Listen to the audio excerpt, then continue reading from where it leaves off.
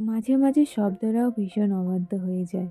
মনের কথাগুলো আর জিভের ডগায় আসতে চায় না। ঠিক তখনই বোধহয় চকলেটেরা কথা বলতে শুরু করে। টেবিলের ওপর রাখা নীল রঙের মোড়কটা খুলতেই চোখে পড়ল হলদে হরফে লেখা সেই চিরন্তর দাবি, তোমায় হৃদমাজারে রাখবো। নিচের ওই সাদা ছায়ার আদলটাও যেন আমাদেরই কোনো এক বিকেলের প্রতিচ্ছবি। যে মানুষটা সামনাসামনি কোনোদিনও ভালোবাসি বলতে পারেনি, সে আজ চকলেটের মিষ্টিতে নিজের সবটুকু আবেগ মিশিয়ে পাঠিয়েছে।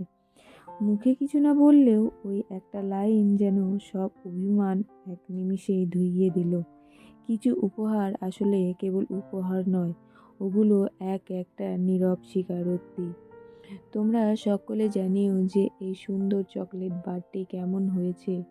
তোমরাও যদি তোমার প্রিয় মানুষকে এমন কাস্টমাইজ চকলেট বার দিয়ে গিফট করতে চাও বা সারপ্রাইজ দিতে চাও, তাহলে আমার সাথে কন্ট্যাক্ট করে অর্ডারটা কনফার্ম করতে পারো। Thank you.